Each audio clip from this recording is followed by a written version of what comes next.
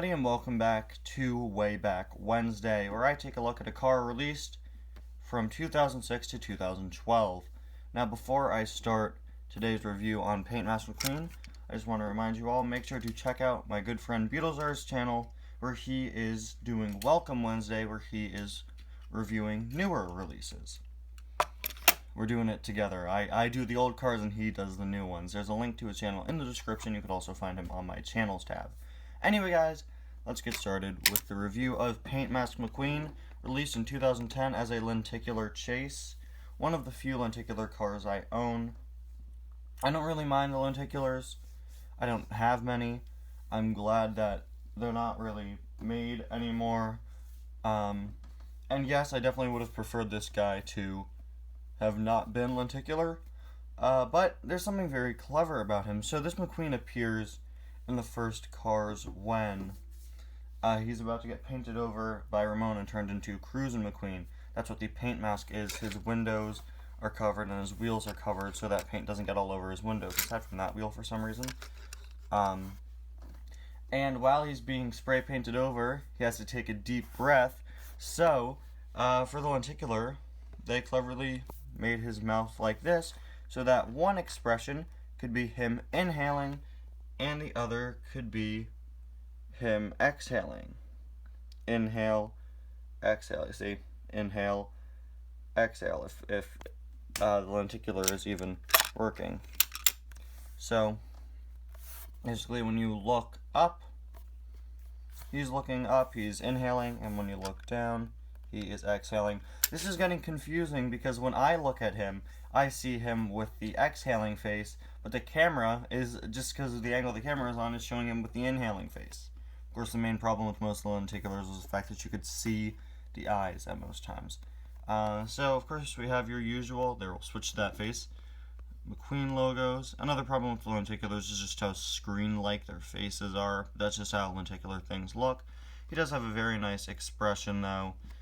If he were to have fixed eyes, I definitely would prefer this expression. I think that's the one he would have. So we have his regular Rusty's logo, Rusty's medicated bumper ornament, rear end formula, 95 on his fake headlights, his lucky sticker there, and on the side, of course, we have the paint mask itself, covered in tape, and it's a very nicely detailed little piece. We also have the windows covered up as well. Interesting that we still have like that design on the window with the bolts and everything. He is wearing white wall tires, although I believe they're inaccurate to regular Cruisin' McQueen. Yeah, Cruisin' McQueen definitely has a bit more red on his wheels, but whatever, that's alright. His secondary sponsors include the Piston Cup, Nitro Raid, Revolting, Octane Gain, Mood Springs, Vitaline, No Stall, Gaskets, Gasprin, Easy Out, Little Turkey Pistons, RPM, Leakless, Retread, and Clutch Aid. I'm so glad that they limited down the number for the Cars 3 cars. Of course, have the usual 95 and Lightning Bolt. Got his signature up there, 95 there. And the back window is covered as well. Rusty's on the spoiler, Rusty's logo there alongside the gas cap.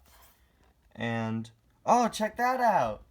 I didn't remember that. He has the bumper stickers on his back. Got the Rusty's logo on the back as well, number 95. And we have Kingman, Barstow, and San Bernardino. Although the San Bernardino one looks like it's kind of been cut off.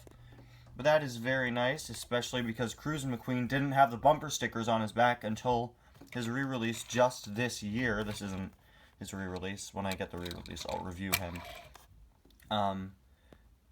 But it is very nice to have those there. I was expecting to see his rookie stripe, but I like that they added that for a bit of accuracy. Again, this guy was a chase diecast, so always nice to have more detail on one in limited quantities.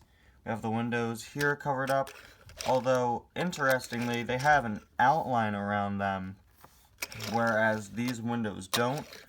Also, these two wheels are completely covered, but this one isn't. And I just noticed something. His, I believe they made his exhaust be covered as well, which is funny.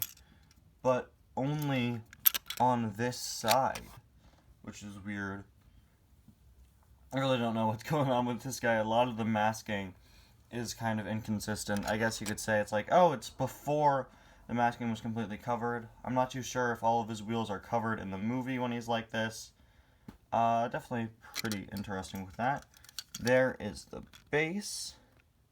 And that is pretty much it. Anyway, guys, thank you all so much for watching. I'll see you guys next time. Bye now.